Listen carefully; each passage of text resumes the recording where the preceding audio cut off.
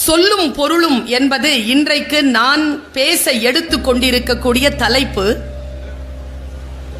என்ன பேச போகிறேன் என்பதற்கான ஒரு முன் திட்டமிடல் மனதிலே இருந்தாலும், இங்கே என் கண்களிலே தெரிந்து கொண்டிருக்கக்கூடிய எழுச்சி மிக்க ஆர்வமிக்க முகங்கள் என் சிந்தனையை இன்னுமாய் தூண்டியபடி இருக்கின்ற காரணத்தினால் என் பிரார்த்தனை இதுதான்: யாருடைய உதடுகளில் ஒளிந்து கொண்டிருக்கக்கூடிய சொல் நம்முடைய வாழ்க்கையை மாற்றும் என்று நமக்கு தெரியாது. அது எந்த புத்தகத்திற்குள் ஒளிந்து கொண்டிருக்கிறது என்று கூட நமக்கு தெரியாது. எவ்வளவு சீக்கிரமாக அந்த சொல் நம்மை வந்து சேர்கிறதோ நம்முடைய வாழ்க்கையில் அவ்வளவு சீக்கிரமாக மாற்றம் நிகழ்கிறது.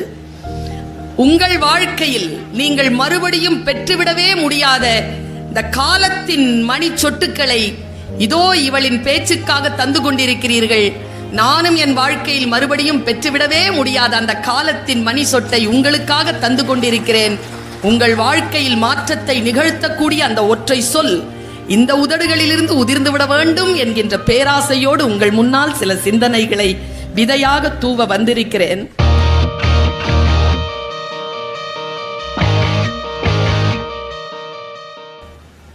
சமீபத்தில் ஒரு 5-6 ஆண்டுகளுக்கு முன்னால் எனக்கு ஒரு பணி தரப்பட்டது. அந்த பணி என்ன என்றால், ஒரு கல்லூரியில் படிக்கக்கூடிய பிள்ளைகளுக்கு பாடத்திட்டத்தை சரி செய்து தர வேண்டும். பாடத்திட்டத்திற்கான தலைப்பு என்ன என்றால், காட்சிப்படுத்தலும் கதை சொல்லுதலும். காட்சிப்படுத்துவதன் மூலமாக கதை சொல்ல வேண்டும். நானும் SRM பல்கலைக்கழகத்தில் சிவாஜி கணேசன் தகவல் தொழில்நுட்ப திரைப்பட கல்லூரி, அதற்கு டீனாக இருந்த ஞானராஜசேகரன் IAS அவரும் நானும் உட்கார்ந்து பாடத்திட்டத்தை வகுக்கிறோம். அப்பொழுது நாங்கள் அந்த பாடத்திட்டத்திற்கு பரிந்துரை செய்த ஒரு கதை நான் சொல்கிறேன். இந்த கதை உங்களுடைய சிந்தனையில் படிந்துவிட்டால் நிச்சயமாக நான் சொல்லுகிறேன், இதோ இந்த அரங்கத்தை விட்டு நீங்கள் வெளியேறுகின்ற பொழுது உங்களுடைய மனநிலையும் உங்களுடைய புத்தி நிலையும் இன்னும் மிருதுவாக மாறி இருக்கும், இன்னும் நெகிழ்ச்சியாக மாறி இருக்கும், இன்னும் அமைதியாக இருக்கும். இதற்கு நான் கேரண்டி. பாருங்க, ஒரு பெண் அல்லது ஒரு ஆண் அல்லது ஏதோ ஒரு உயிர், அது மனிதனாக இருக்க வேண்டிய அவசியமும் கிடையாது, ஏதோ ஒரு உயிர், அது எதைங்க எதிர்பார்க்குது? ஒரு உயிரினுடைய எதிர்பார்ப்பு என்ன? பல சொற்களால் அது பேசுகிறது. அந்த பொருள் நமக்கு புரிகிறதா? நான் இந்த கதையை சொல்வதற்கு முன்னால் உங்களுக்கு ஒரு காட்சியை சொல்கிறேன், முடிந்தால் புரிந்து கொள்ளுங்கள். ஒரு பெண்ணுக்கு அடங்காத இரத்தப்போக்கு, அடங்காத இரத்தப்போக்கு, நிக்கவே இல்லை, இறந்து போவாள் என்று மருத்துவர்கள் கைவிரிக்கிறார்கள். அந்த பெண்ணிடத்தில் சொல்லப்படுகிறது, இங்க ஒருத்தர் வருவாரு, அவருக்கு பேரு மேசையா, மசிஹா. மசிஹானா என்ன அர்த்தம்னா மரணத்திற்கான மருத்துவர்னு அர்த்தம். அவரை போய் நீ பார்த்துட்டனா உன்னுடைய உடல் நலம் குணமாக வாய்ப்பு இருக்கு, முடிஞ்சா பாருங்கிறாங்க. அவ காத்திருக்கிறான். அவர் வராரு. இது பைபிளில் வரக்கூடிய ஒரு கதை. நான் கிறிஸ்துவத்தை பரப்ப வேண்டும் என்ற எந்த நோக்கத்தோடும் இதை சொல்லவில்லை. எனக்கு அது நோக்கம் இல்லை. நான் பகவத்கீதையோ குரானையோ பைபிளையோ வாசிக்கின்ற பொழுது அதன் மதம் குறித்து உங்களை செலுத்துவது அல்ல என் நோக்கம். அது ஆழமாக சொல்லுகின்ற மனித நேயத்திற்கான உச்ச நிலையை நாம் புரிந்து கொள்ள வேண்டுமே என்கின்ற தவிப்பின் காரணமாகத்தான் நான் அதை உங்களுக்கு கடத்தி கொண்டிருக்கிறேன். அவள் காத்திருக்கிறாள். இயேசு வந்துட்டார். இதை நான் நிறுத்திட்டு அப்புறமா நான் அந்த கதையை சொல்றேன், உங்களுக்கு புரியும் என்பதற்காக. போறார். டீச்சர் இல்லையா? என் கிளாஸ்ல இதுவரைக்கும் யாரும் ஃபெயில் ஆனது இல்லை. சங்கர் நாராயண் சார்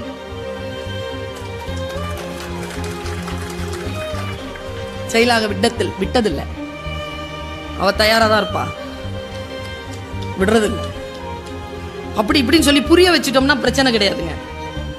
குழந்தை ஏன் தெரியுமா சொல்ற பேச்சு கேட்க மாட்டேங்குது? புரியல. அதுக்கு புரிஞ்சிருச்சுன்னா ரெண்டாவது தடவை சொல்ல வேண்டிய அவசியம் இல்லை. புரியணுமே, புரிய மாட்டேன்.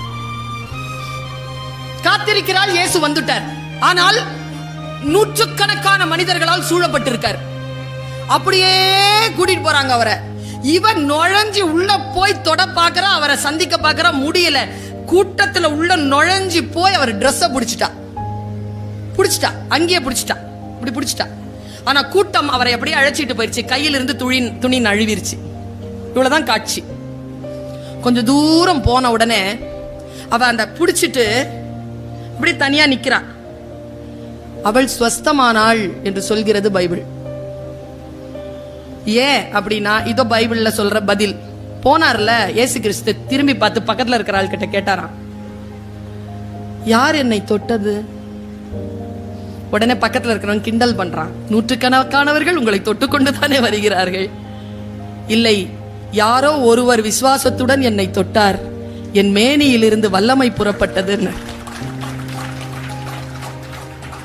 விசுவாசத்துடன் தொடுகின்ற பொழுது இறைவனுடைய அந்த நிலையில் இருந்து வல்லமையை புறப்பட்டு வர செய்ய முடியும் என்றால், ஒரு பொருளை புரிந்து கொள்வதன் மூலமாக, ஒரு சொல்லிற்குள் பயணம் செய்வதன் மூலமாக கோடிக்கணக்கான மனங்களை நம்மால் ஜெயித்து விட முடியும்.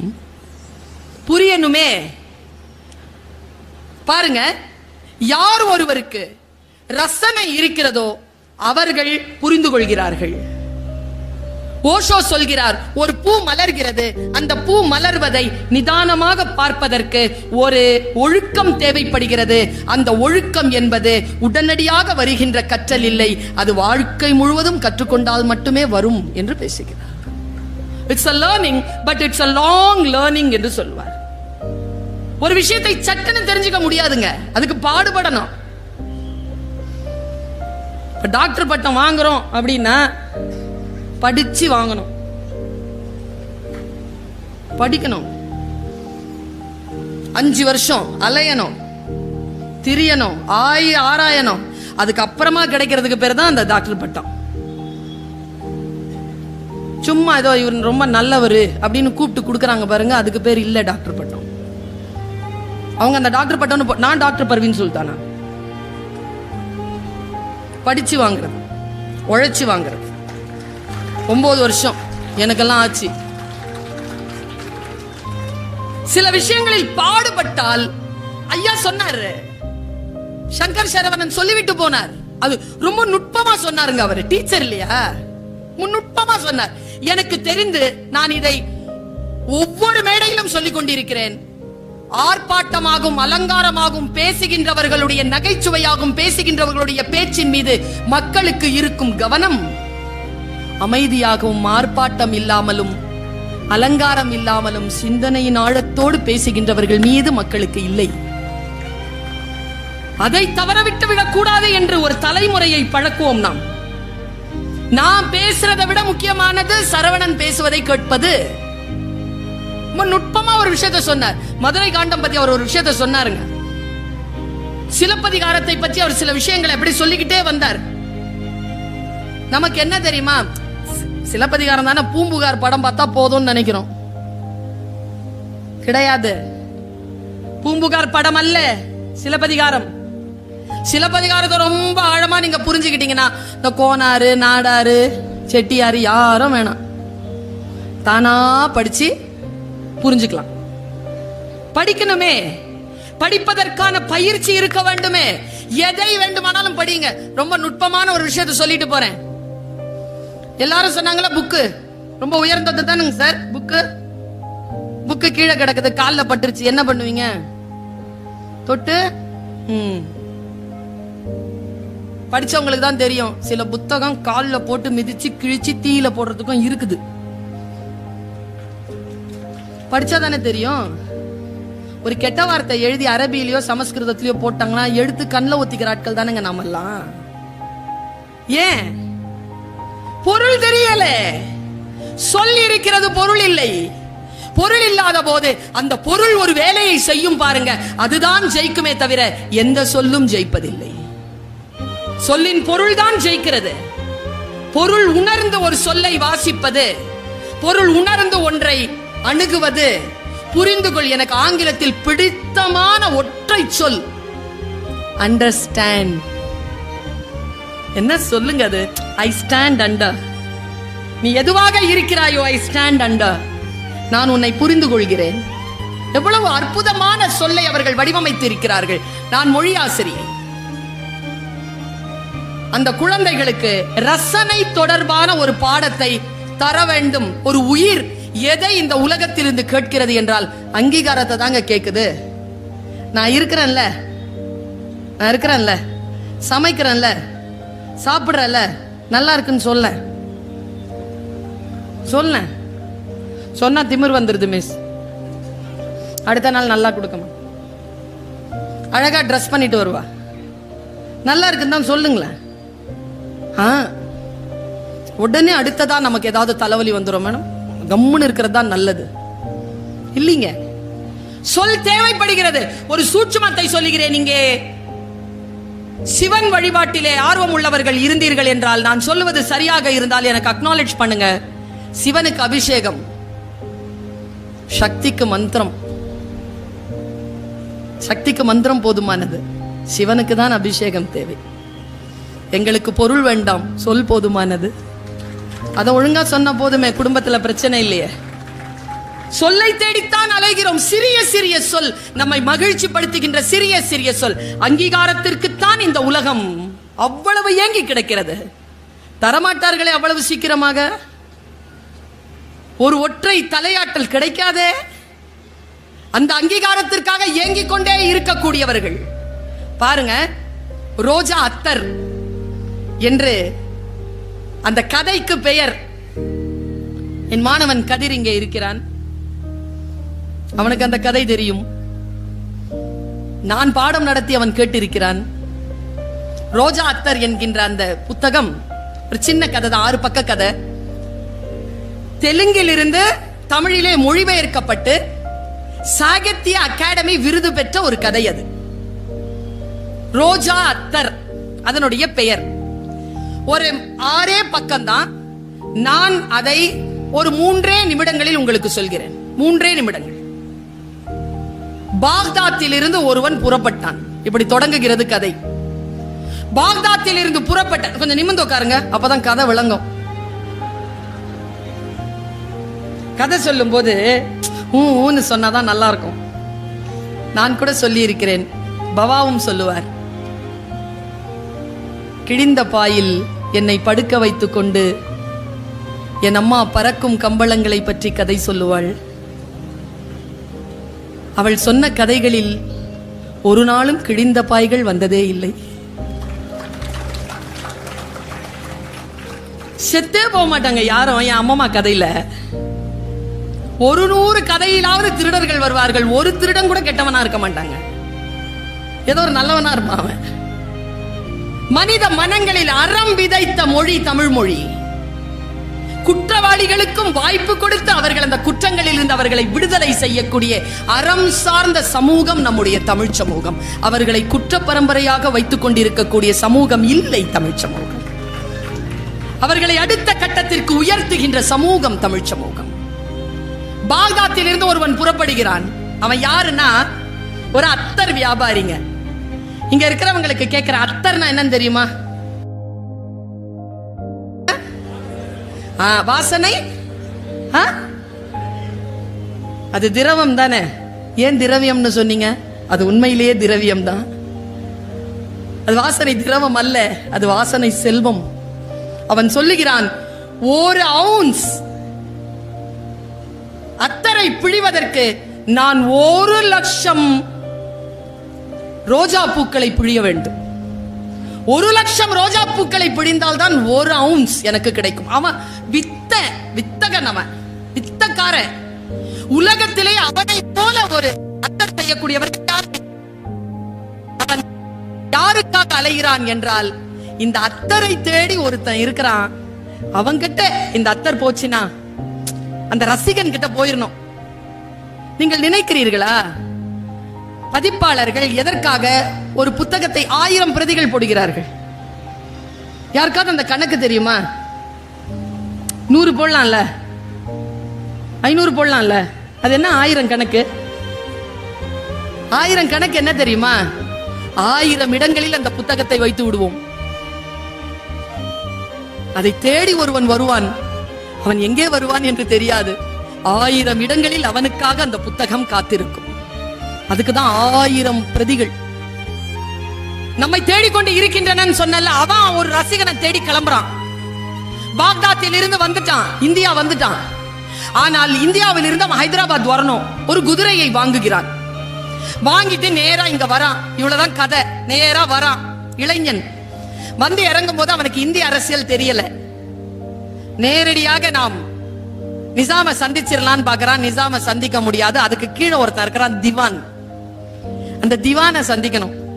நேரா திவான் கிட்ட போறான். திவான் வா அப்படின்றான். நல்ல பெருத்து இருக்கிறான். வாயில அந்த ஹுக்கா இருக்கு. என்ன எங்க வந்த அப்படின்னு உடனே அவன் தன்னுடைய அந்த வெல்வெட் பேழையிலிருந்து எடுத்து சந்தன மூணு கொண்டு வந்திருக்கான். அவன் குப்பி, ஒன்னு சந்தனம், ஒன்னு மல்லி, ஒன்னு ரோஜா. சந்தனத்தை எடுத்து அவன் முன்னால வைக்கிறான். அவ்வளவு பணிவோடு வைக்கிறான். நம்ம மைக்கேல் மதன காமராஜர் படத்துல நம்ம கமல்ஹாசன் சாரு குஷ்பு மேடம் வந்து ஒரு அரிசியில ஒரு தாஜ்மஹாலை பண்ணி வச்சிருப்பாங்க தெரியுமா? இது நல்லா இருக்கான்னு கேட்ட உடனே அவர் என்ன பண்ணுவாரு? எடுத்து வாயில கடிச்சிருவார். பழைய அரிசிம்பர். அந்த ரேஞ்சில் இருக்கிறவன் திவான். அதுக்கு அப்படிமா, நான் பாக்தாத்தில் இருந்து வருகிறேன். இந்த வாசனை திரவியத்தை நிசாமிடம் நிசாமெல்லாம் பார்க்க முடியாது, அதை அப்படியே விட்டுட்டு போ அப்படிமா. உள்ள இருந்து ஒருத்தன் அந்த பேழை எடுத்துட்டு போயிடுவான். 2 இப்ப மிச்சம் இருக்கு. 3 இருந்ததுல 2 தான் மிச்சம் இருக்கு. அடுத்த ஒரு அதிகாரி கிட்ட போவான். மல்லியை எடுத்து தருவான். அவனும் அதன் மீது பேராசை கொண்டு இவனை துரத்தி விடுவான். என்ன செய்வதுன்னு இவனுக்கு தெரியாதுங்க. இந்த அத்தர் இளைஞனுக்கு எப்படியாவது மன்னனை சந்தித்து விட வேண்டும். இங்க அங்க அலைவான். நிறைய நிராசைகள். கடைசியா ஒரு உண்மை தெரிய வரும். ஒருத்தன் சொல்லுவான், 5 ரூபாய் காசு வாங்கி கொண்டு ஒருவன் சொல்லுவான், இன்னைக்கு இந்த மாசம் கடைசி வெள்ளிக்கிழமை தொழுகைக்கு முன்னால நிசாம் கோட்டையை விட்டு வெளில வருவாரு. அப்போ நீ அவர்கிட்ட சட்டுன்னு கொடுத்துரு, நான் ஏற்பாடு பண்றேன். இவன் வெயிட் பண்ணிட்டு இருப்பாங்க. காலை 11 மணி. உள்ள இருந்து கதை முடியுது, அவ்வளவுதான். உள்ள இருந்து வருவார், குதிரையில வருவார் நிசாம். நிசாம பாப்பான். கொஞ்ச நேரத்துல இதோ எடுத்து அவரிடத்தில் நீட்டி விடலாம் என்று இப்படி குனியும் பொழுது ஒரு போலீஸ்காரன் வந்து கையை பிடிச்சிரும். எதுக்கு இங்க நிக்கிற? தர தர தர தர இழுத்துட்டு போவாங்க. குதிரை அப்படி கடந்து போயிட்டு இருக்கோங்க. இவ்வளவுதான் லாஸ்ட். நீங்க அந்த கதையை படிக்கணும். எனக்கு இங்க இருக்கான்னு தெரியல. சாகித்ய அகாடமியினுடைய நூலில் இருக்கிறது. அது ஸ்லோ மோஷன்ல போவாங்க. அந்த கதை கடைசி 2 பக்கத்துக்கு ஸ்லோ மோஷன்ல போகும். அவன் என்ன தெரியுமா பண்ணுவான்? இந்த கையில பிடிச்சிருந்ததை அப்படி சுத்துவாங்க. சுத்தி இப்படி வந்து இடுப்புல இருந்த அந்த குப்பியை எடுப்பான். இந்த நிசாம பாப்பான். நிசாம் அவனை கடந்து போயிருப்பார். இப்படி கடந்துருவாங்க. ஓடி போயும் கொடுக்க முடியாது. அவ்வளவு மக்கள் வெள்ளம். அவன் என்ன செய்வான்? அந்த கதையை முடிக்கிறான். அந்த பெரும் படைப்பாளன் என்ன செஞ்சான்? அவன் எடுத்து அந்த கோல்கொண்டாவை திரும்பி பார்ப்பான். மன்னன் இங்க போயிட்டு இருக்கான். கோல்கொண்டாவை திரும்பி பார்ப்பான். அதன் பாறை அவன் கண்ணில் படும். எடுத்து அந்த குப்பியை ஒரே அடி அடிப்பாங்க அந்த பாறையில. அதிலிருந்து வெளிவரக்கூடிய வாசனையில் ஆயிரக்கணக்கான மக்கள் மதிமயங்கி நிற்பார்கள். அந்த நிசாமனுடைய குதிரை அடுத்த அடி எடுத்து வைக்க முடியாமல் அந்த வாசனையில் என்றபடியே நிற்கும். அதற்கு மேல் உட்கார்ந்திருந்த நிசாம் கண்களை பாதியில் மூடிக்கொண்டு, இது யாருடைய வாசனை? சொர்க்கத்தில் இருந்து வந்திருக்கிறதோ என்று இப்படி கண்ணை மூடிக்கிட்டு இப்படியே ரசிப்பான்.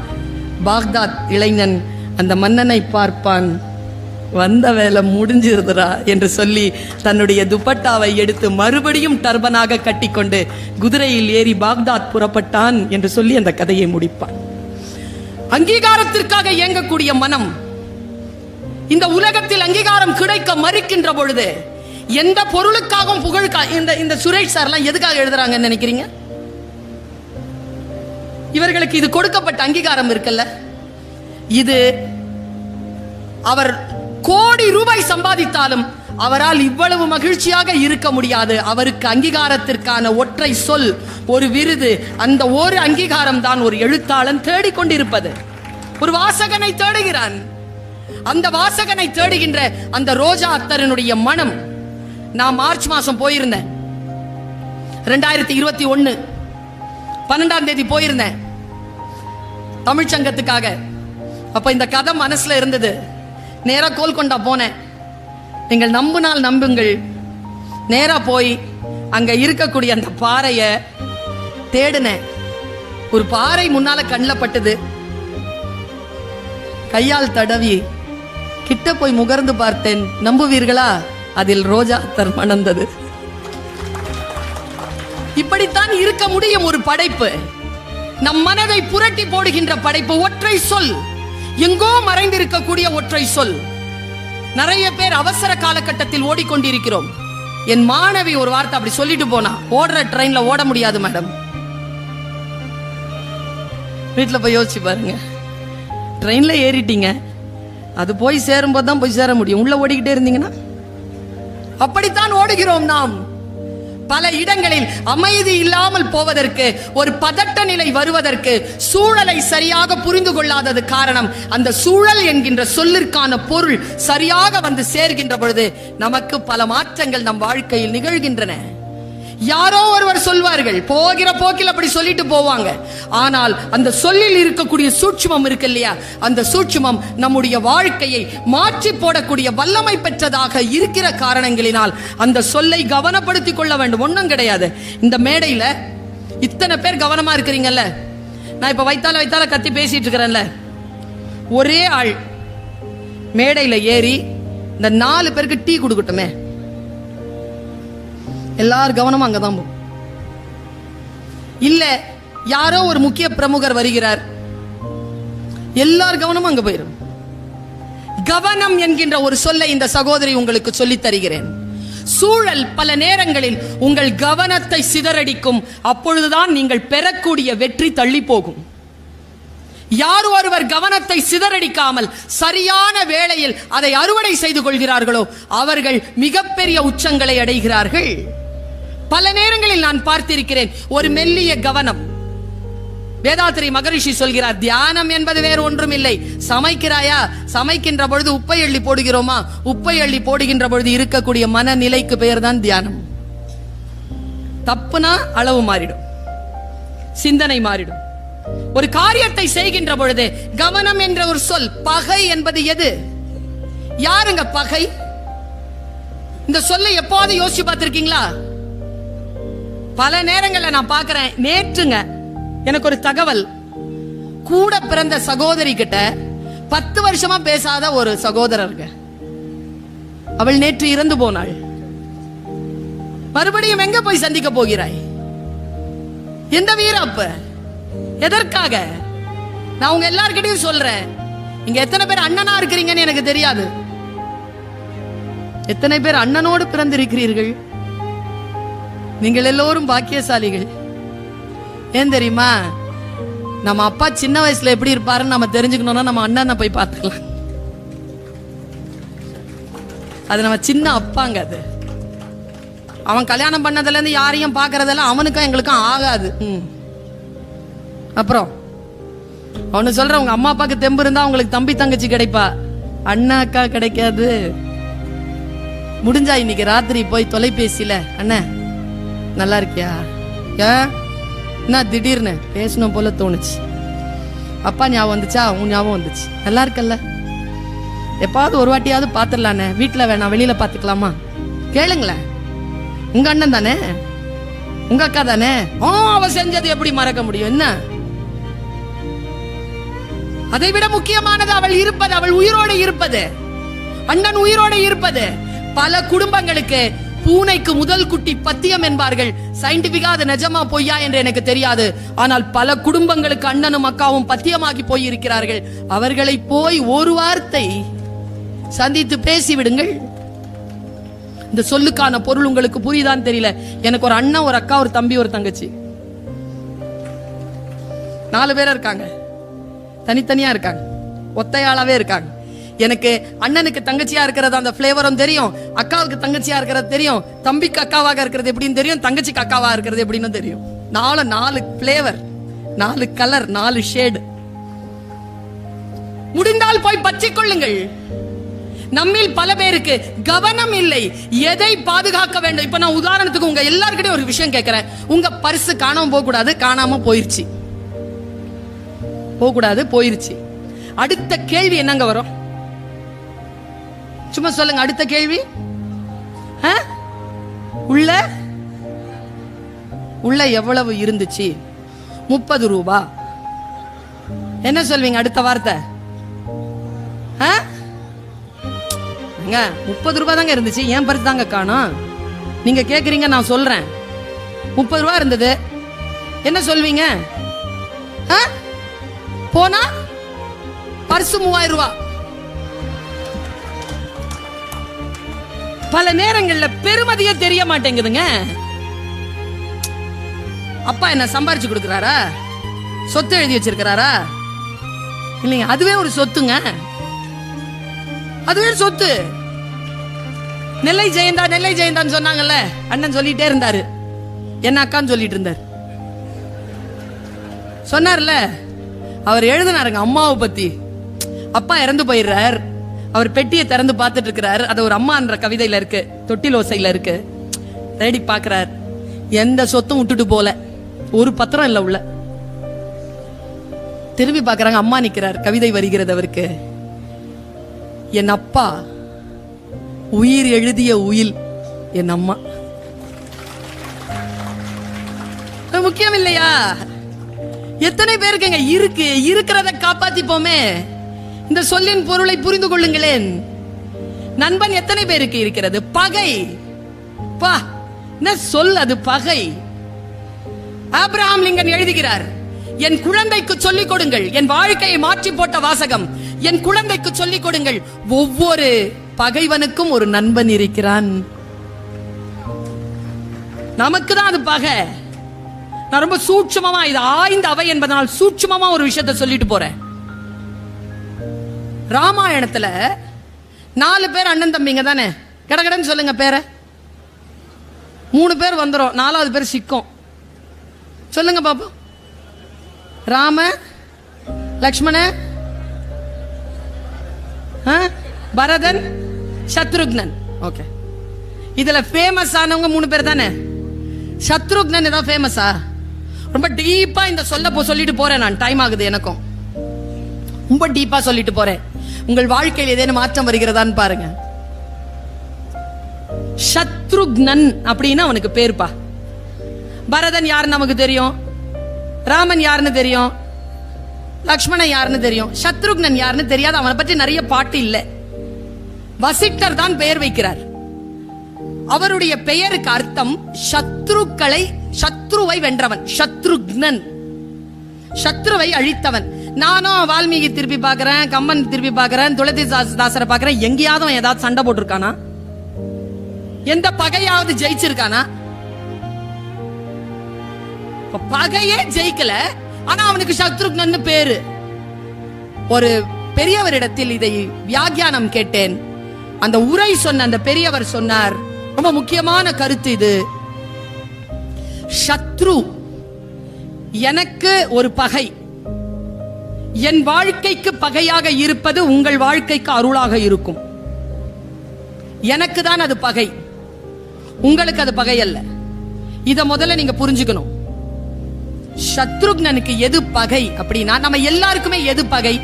நம் இலக்கை சிதறடிக்கின்ற எந்த ஒரு கருத்து வந்தாலும் அது நமக்கு பகை தானே. நம் இலக்கை நோக்கி நாம் போறோம், அந்த இலக்கை அடைய முடிய நல்ல இலக்கு, அது என் பிறப்பின் நோக்கம். அந்த நோக்கத்தை நோக்கி நான் போகிறேன். போகின்ற பொழுது அதற்கு தடையாக வருவது எதுவும் பகைதானே. எனக்கு அது பகைதான். ஸ்டூடெண்ட்ஸ் கிட்ட நான் சொல்லுவேன், உங்களுக்கான பகை எது என்பதனை கண்டுபிடியுங்கள், அதை ஜெயிச்சிருங்க. யாருக்கோ இருக்கக்கூடிய பகை உங்களுக்கான பகை அல்ல. இப்ப யூடியூப் சேனல்ல நான் பேசுறேன், எனக்கு யூடியூப் சேனல் பகை அல்ல. பல பேர் ஆன்லைன்ல பல குற்றங்கள் நிகழ்த்தக்கூடிய சூழலில் மாட்டிக்கொள்கிறார்கள். அவர்களுக்கு அந்த ஆன்லைன் வாழ்க்கை என்பது பகை. ஒருத்தருக்கு வரம், ஒருத்தருக்கு பகை. இதை முதல்ல புரிஞ்சுக்கணும் நாம. பாருங்க, சத்ருக்னன் தன் வாழ்க்கையின் மூலமாக இதை நமக்கு சொல்லிவிட்டு போகிறான். லக்ஷ்மணனுடைய வாழ்க்கை நோக்கம் ராமனுடன் இருப்பது, சத்ருக்னனுடைய வாழ்க்கை நோக்கம் பரதனோடு இருப்பது. பரதனோடு இருக்கக்கூடிய அந்த வாழ்க்கையை, அந்த இலக்கை அடையவே முடியாதபடிக்கு ஒருத்தர் இருக்கிறான். அவன் பேரழகன். அவன் முன்னால வந்தாலே அப்படியே ஆன்மா மண்டிட்டு அவன் பின்னாலேயே நடந்துரும். அவன் தான் ராமன். ராம சௌந்தரியம். ராமன் அப்படி பார்த்துட்டாங்கன்னா, அவன் சிரிக்கிறத பார்த்துட்டாங்கன்னா, யாரை பத்தியும் கவலைப்படாம அவனை பற்றி மட்டுமே நினைக்கக்கூடிய ஒரு பேராற்றல் பெற்ற ஒருவன். ஆனால் சத்ருக்னன் பரதனோடு இருக்கின்ற பொழுது அல்லது பரதன் இல்லாமல் தனிமையில் இருக்கின்ற பொழுதும் நிமிர்ந்து அந்த சௌந்தரியத்தை பார்க்கவே மாட்டான். ஏனென்றால் பார்த்தால் தன்னுடைய பிறப்பின் நோக்கம் தடைபடும் என்பதற்காக ராம சௌந்தரியம் என்கின்ற பகையை அவன் வென்றான். அதனால் அவனுக்கு சத்ருக்னன் என்று பெயர். நம் வாழ்க்கையில் நமக்கு முன்னால் வரக்கூடிய, அது பெரிய அன்பாக இருக்கட்டும், காதலாக இருக்கட்டும், வாழ்க்கையில் நமக்கான எவ்வளவு பெரிய விஷயமாக இருக்கட்டும், நம்முடைய இலக்கை அடைய முடியாதபடிக்கு தடையாக இருக்கக்கூடிய எதுவும் நமக்கு பகைதான் என்று யோசிக்கக்கூடிய அந்த குணம் நமக்கு வர வேண்டும். அப்பொழுதுதான் சொல் நமக்கு புரியும். நான் இதை சொல்ல வேண்டும் என்று தோன்றுகிறது. ஒரு 5 நிமிடத்தில் சொல்லிவிட்டு போகிறேன். பிரேயர்ங்கிறது என்ன தெரியுமாங்க? பிரார்த்தனை என்பது என்ன தெரியுமா? எந்த சூழலையும் மாற்றாது. இன்னைக்கு நான் சொல்றேன், எழுதி வச்சுக்கோங்க. அந்த சூழலை எதிர்கொள்வதற்கான திட்பத்தை உங்களுக்கு தரும். அவ்வளவுதான் பிரார்த்தனைங்கிறது. அதை நீங்கள் எதிர்கொள்வீர்கள், அதில் தோற்க மாட்டீர்கள். எதிர்கொண்டு அதை ஜெயிப்பதற்கான ஆற்றலை வளர்த்துக் கொள்வதற்கு பெயர் தான் பிரார்த்தனை. ஒன்னும் மந்திர சக்தி அல்ல. அது நம்மை நாமே சரி செய்து கொள்வது, நம்மை நாமே புனரமைத்துக் கொள்வது, அதற்கு பெயர் தான் பிரார்த்தனை. பல இடங்களில் நாம் தவறு செய்கின்ற இடம் எது தெரியுமா? கவனம் சிதறடிப்புன்னு சொன்ன நான். நம்மில் பல பேருக்கு இது எத்தனாவது நாள் சார்? 10வது நாளா? எத்தனை நாள் சார் இருக்கு? ஒரு நாள் இருக்கா? என்னெல்லாம் இனிமேல் பேச கூப்பிடும் போது முதல் நாளே கூப்பிட்டுருங்க. ஏன்னா புக்கு எப்படி வாங்குறதுன்னு சொல்லி கொடுத்துருவேன். சட்டுன்னு போய் வாங்க கூடாதுங்க எந்த புக்கையும். ஃபர்ஸ்ட் நாள் சுத்தி பார்க்கணும். 2வது நாள் அந்தந்த புக்ல இருக்கக்கூடிய ப்ராஸ்பெக்டர்ஸை வாங்கிக்கணும். வீட்டில் போய் டிஸ்கஸ் பண்ணணும். எவ்வளவு பணம் இருக்குன்னு பார்க்கணும். அந்த பணத்துல எதை வாங்க முடியும் என்று சில பேரிடத்தில் அறிவுரைகள் கேட்டுக்கொள்ளலாம். இப்ப எதை வாங்கலாம், நான் கண்டிப்பாக படிக்க வேண்டிய புத்தகம் எது என்று பார்த்து கேட்டு திட்டமிட்டு வந்து வாங்குங்க. நமக்கு அப்படி இல்லை. போறோமா, காசு அந்த வடிவேல் சார் காட்டுவார்ல, முக்கியமான புக்கு கடைக்கு போகும்போது பரிசு காலியா இருக்கு. அப்படி அல்ல, திட்டமிடுங்கள். புத்தகத்தை வாங்குவது என்பது நீங்கள் நகை வாங்குவதை விட, நிலம் வாங்குவதை விட மிக முக்கியமான ஒரு திட்டமிடல் என்பதனை மட்டும் புரிந்து கொள்ளுங்கள். நான் யோசிக்கிறேன் என்ன புத்தகம் வாங்குவது. 8000 ரூபாய்க்காவது வாங்கிடுவேன் நான் ஒரு வருஷத்துக்கு. புத்தக கண்காட்சிகள்ல ஒரு புத்தக கண்காட்சிக்குள்ள போன வாட்டி 12,000 ரூபாய் ஆயிடுச்சு. தேவைப்பட்டது அத்தனை புத்தகங்கள் வாங்கிட்டேன். தயவு செஞ்சு யாரும் கடனா புக்க கேட்டா கொடுக்காதீங்க, திரும்பி வராது. தருவேன்ட்டு பெத்த தகப்பன் தாய் மேல சத்தியம் போட்டு வாங்கிட்டு போவான். ஒருத்தன் சொன்னான், தோழியே எந்த புத்தகத்தையும் கடனாக கொடுத்து விடாது, என்னிடத்தில் இருக்கும் புத்தகங்கள் எல்லாம் அப்படி வாங்கப்பட்டவைதான். கவனம். புத்தகத்தை ஃப்ரீயா கொடுக்காதீங்க, ஃப்ரீயா வாங்கணும்னு நினைக்காதீங்க. ரொம்ப மனசு வெந்து ஒரு வார்த்தை சொல்லவா, ஒரு புத்தகம் இருக்குல்ல, பதிப்பாளர்களை கேட்டு பாருங்கள், ஒவ்வொரு பதிப்பும் ஒரு ஆயுசை காவு கேட்கும். ரொம்ப கஷ்டங்க, ஒரு புக்கு வர்றதுங்கிறது ரொம்ப கஷ்டம். அதனால் அந்த புத்தகத்தை வாங்குகின்ற பொழுது மிக கண்ணியத்துடன் நீங்கள் உழைத்து பெற்ற பணத்தில் அந்த புத்தகத்தை வாங்குங்கள். இந்த சகோதரியின் மிக தாழ்மையான வேண்டுகோள், தயவு செய்து வாங்குகின்ற புத்தகத்தை படித்து விடுங்கள். எந்த பேனாவையும் முழுசா எழுதி முடிக்கிறது இல்ல, எந்த பென்சிலையும் முழுசா பயன்படுத்துறது இல்ல, எந்த புத்தகத்தையும் முழுசா படிச்சு முடிக்கிறது இல்ல. ஒரு புத்தகத்தை கையில் எடுத்தால் படித்து முடிக்கக்கூடிய, நான் எப்பவுமே சொல்லுவேன், கையில் தாயை கையை பிடித்துக் கொண்டு சாலையை கடக்கின்ற சிறுமி போல என் பையில் எப்பொழுதும் 2 புத்தகங்களாவது இருக்கும். பாதுகாப்பா அதை வச்சிருப்பேன் எப்பவுமே. எந்த டைம்ல தேவைப்படும் தெரியாது, ஃப்ரீயா இருக்கிற டைம்ல அதை படிச்சுக்கலாம். கவனத்தை சிதறடிக்காத 2 விஷயம் தாங்க. ஒன்னு வாசிப்பு, ஒன்னு திடலில் விளையாட்டு. 2 நேரத்துல நீங்க 2வது சிந்தனைக்கே போக முடியாது. இன்னும் புனிதமான விஷயங்கள், ஒன்று உடலை முழுமையாக கொடுப்பது, இன்னும் ஒன்று புத்தியை முழுமையாக கொடுப்பது. இந்த 2லுமே உடலையும் புத்தியையும் உறுதி செய்யக்கூடிய இளைஞர்கள் இன்றைக்கு தமிழகத்திற்கு தேவைப்படுகிறார்கள். கவனத்தை சிதறடிக்காமல் நாம் இருக்க வேண்டும் என்பதற்காக சொல்லுகிறேன். ஒரு புத்தக வாசிப்பிற்காக, ஒரு புத்தக வாசிப்பில் ரொம்ப அழகா நான் பேசினேங்கிறதுனால எனக்கு ஒரு வாய்ப்பு கிடைச்சது வெளிநாடு போறதுக்கு. அது என்ன கம்பெனினா இன்சூரன்ஸ் கம்பெனி. இன்சூரன்ஸ் கம்பெனிக்குன்னு பேச கூப்பிடுறாங்க. நான் மலேசியா போறேன், போய் உட்கார்றேன். இந்த மாதிரி முன்னாலதான் உட்கார்றேன். 11 மணிக்கு போனேன். சொன்னாங்க 6 மணிக்கு தாங்க பேச்சு. ஏங்க இப்ப வந்துட்டீங்கன்னு. நான் உள்ளூர்ல பேசினா நம்ம மக்களுடைய மனநிலை எனக்கு தெரியும். இது வெளிநாடு, யார் யார் வந்திருக்காங்கன்னு தெரியாது, என்ன மனநிலையில இருக்காங்க தெரியாது. இன்சூரன்ஸ் ஃபீல்டு எனக்கு புதுசு, என்ன பேசுறதுங்கிறத நான் கொஞ்சம் திட்டமிட்டுக்கிறேன். நான் இங்க உட்கார்றேன். 11 மணிக்கு உட்கார்ந்த. நல்லா கேளுங்க, இதை நான் தொடர்ந்து சொல்லிக் கொண்டிருக்கிறேன். மதுரையில் இன்றைக்கு சொல்லுகிறேன். உங்களுடைய மனங்களில் இதில் ஏதேனும் ஒரு மாற்றம் இருக்கிறதா, வருமா என்று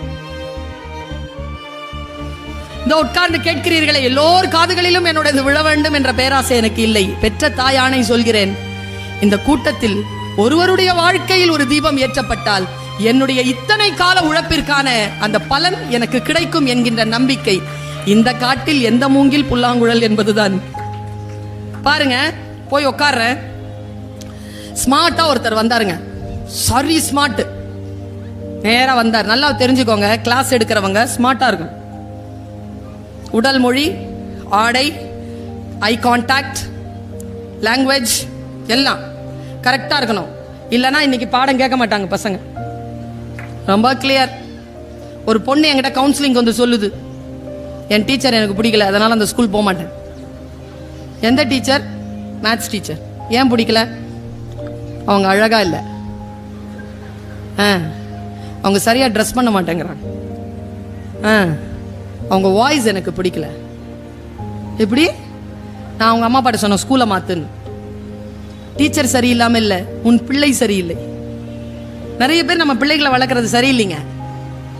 வெயிட்டை தூக்க விடுங்க. இன்னில இருந்து இந்த சகோதரி சொல்லித்தரேன். பிள்ளைகள் கையில புக்கு வாங்குறீங்கல்ல, நீங்க சுமந்துட்டு போவாதீங்க, அதுகிட்ட வெயிட்டை கொடுங்க. 5 கிலோ இருந்தாலும் பரவாயில்ல, கொடுங்க, தூக்கிட்டு போட்டோம்.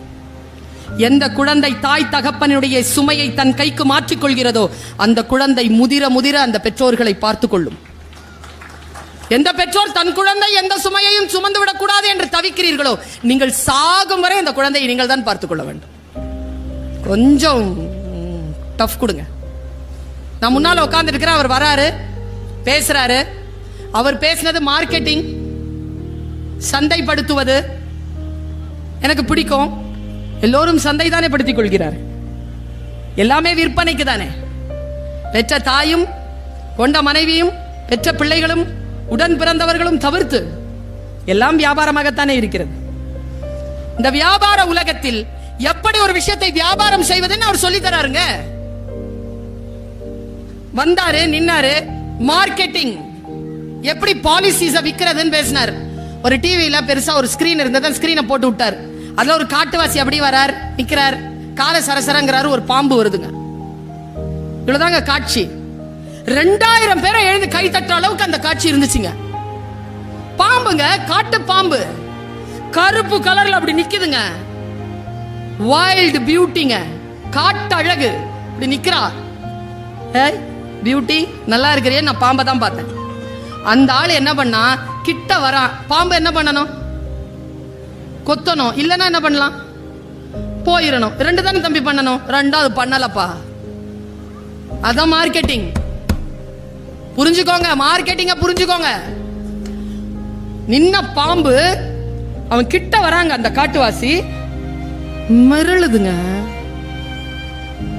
இப்படிங்குது, நான் டீச்சர் இல்லையா? ஏ பாம்பே, ஏன் பயப்படுற? ஓடி போயிருங்கிற. மிரளுது. பெண்கள் கவனமாக கேட்டுக்கொள்ளுங்கள், நான் பேசுவதில் உள்ளர்த்தம் உண்டு. மிரளுது. அவன் கிட்ட வரான், சட்டார்னு உட்கார்ந்தாங்க. டக்குன்னு மிரண்டுச்சிங்க அந்த பாம்பு. மறுபடியும் இல்லைங்க, இப்படி குனிஞ்சிருச்சிங்க. பாம்புங்க குனிஞ்சி மிரளுது. காட்டு பாம்புங்க, உங்களை மாதிரி என்ன மாதிரிங்க, மிரளுதுங்க. அங்க போய் தவிக்கிறனா? என்ன பண்றான் உன்ன? அவன் ஒன்னும் பண்ணலையே, ஏன் அவளை தவிக்கிற? எத்தனை பெண்கள் ஏமாற்றப்படுகிறீர்கள், காரணமே இல்லாமல் மிரள்கிறீர்கள், காரணமே இல்லாமல் எங்கேயோ போய் சிக்கிக் கொள்கிறீர்கள். இந்த பாம்பை போல அப்படியே இருக்கு. இளைஞர்களை தான் சொல்கிறேன், நீங்களும் தான், ஆண் குழந்தைகள் தான், உங்களையும் தான் சேர்த்து சொல்கிறேன். மிரளிச்சிங்க. அவன் என்ன பண்ணான் தெரியுமா? உட்காந்தாரு. அவரு நேரா கிட்ட வந்தாருங்க. இந்த பாம்புக்கு தெரியாதுங்க அவன் கிட்ட வரான்னு. இப்படி குனிஞ்சிருந்தா இங்க முத்தம் கொடுத்தாருங்க. முத்தம் கொடுத்த உடனே மறுபடியும் 2000 பேரும் கை தட்டினாங்க. அவன் ஜெயிச்சிட்டாங்க. முத்தம் கொடுத்து எழுந்திருச்சு, எழுந்து நடந்து போயிட்டான். அந்த பாம்பு, முட்டாள் பாம்பு, தனக்கு முத்தம் கொடுக்கப்பட்டதே தெரியாமல் தோற்று போய் எல்லோரும் தன்னை கேலி செய்வது கூட அறியாமல் போய் பொந்துக்குள்ள போயிடுச்சு. எனக்கு வந்தது ஆத்திரம். அமைதியா அவர் என்ன சொல்ல போறாருன்னு கேட்டேன். சொன்னாரு பாருங்க, அந்த காட்டுவாசி தான் ஏஜென்ட் ஆகிய நீங்கள், அந்த பாம்பு தான் கிளைண்ட், கொடுக்கப்பட்ட முத்தம் தான் விற்கப்பட்ட பாலிசின்னாருங்க. அட பாவிகளா, உங்க ஊர்ல இப்படியா விக்கிறீங்க? எங்க ஊர்ல அப்படி விக்கிறது இல்லப்பா, நாங்க வேற ஆட்களப்பா. அந்த பையன் கிட்ட இருந்து அந்த பென்ட்ரைவ் வாங்கிட்டு ரூம்ல போய் என்னுடைய லேப்டாப்ல போட்டு கேட்டேன். இதுதான் செய்தி. காண்கிற காட்சி வேறு, அதற்குள் பொதிந்து இருக்கக்கூடிய பொருள் வேறாக இருக்கிறது. பொருளை புரிந்து கொள்ளுங்கள் என் நேசத்திற்குரியவர்களே. வரிகள் அல்ல முக்கியம், வரிகளுக்கு நடுவில் இருக்கக்கூடிய இடைவெளியில் ஏதோ ஒன்று சொல்லப்பட்டு கொண்டே இருக்கிறது. இடைவெளியில் பத்திரம். Know how to read in between lines. Know how to read in between words, in between letters. இந்த விழிப்புணர்வு இருக்க வேண்டும் என்பதற்காக சொல்லி என்ன தெரியுமா பண்ணார்? போட்டு பார்த்தா என்னப்பா மந்திரம் போட்டானா? ஒன்னும் பண்ணலைங்க. அவன் கிட்ட வந்தவன் இந்த 2 விரலை அசைச்சிட்டே வந்தாங்க. அவ்வளவுதான். பாம்பு அதை பார்த்துச்சு. நமக்கு அது மிரல்ற மாதிரி தெரியுது. உட்கார்ந்த உடனே 2 கையை வச்சுக்கிட்டு இந்த விரல்களை அசைக்க ஆரம்பிச்சான். அது அதையே பாக்குது. அதுக்குள்ள முத்தம் கொடுத்துட்டு போயிட்டான். நம் கவனத்தை சிதறடித்து நம்மை ஜெயித்து விட்டதாக சிலர் அறிவிப்பு தந்து கொண்டிருக்கிறார்கள். நம் கவனம் சிதறாமல் இருக்கின்ற பொழுது யாராலும் வெல்லப்படாதவர்களாக நாம் இருப்போம் என்பதனை மட்டும் நீங்கள் புரிந்து கொள்ளுங்கள். எந்த சூழ்நிலை வந்தாலும் என் அன்புக்குரியவர்களே, கவனத்தை மட்டும் சிதறடிக்காமல் இருந்தால் வினாடிகளை, நிமிடங்களை, மணி நேரத்தை, நாளை, ஆண்டை, யுகங்களை காப்பாற்றிக் கொள்ளலாம். என் தந்தையார் சொல்லுவார், மாஜீனே तारीख के वो दौर भी देखे हैं, लम्हों ने खता की थी, सदियों ने सजा पाई. என்ன அர்த்தம் தெரியுமா? காலத்தின் பேரேடு ஒரு மாபெரும் ரகசியத்தை நமக்கு சொல்கிறது. வினாடிகள் தான் தவறிழைக்கின்றன, தண்டனையோ யுகங்களுக்கு கிடைக்கிறது என்று சொன்னார். வினாடிகளை காப்பாற்றிக் கொள்வதன் மூலமாக தலைமுறையை காப்பாற்றிக் கொள்ளலாம். அது கோபமாக இருந்தாலும், ஆசையாக இருந்தாலும், புன்னகையாக இருந்தாலும். ஒரு நிமிடம் வன்முறையாளனும் வீரனும் யார் தெரியுமா? உடனே அடிக்கிறவன் வன்முறையாளன், ஒரு வினாடி நிக்கிறவன் வீரன். ஒரு வினாடி அதை அந்த கண்ட்ரோல்ல நிக்கிறான் பாருங்க. அந்த வீரம், அந்த புத்தி, அந்த ஞானம் இருந்தால் சொல்லுக்கான பொருள் புரிந்து போகும். மூத்தோன் சொல்லை மதிப்போம், அந்த சொல்லின் பொருளை உணர்வோம் என்று சொல்லிக்கொண்டு வாய்ப்பளித்தமைக்கு நன்றி பாராட்டி நிறைவு செய்கிறேன். நன்றி, வணக்கம்.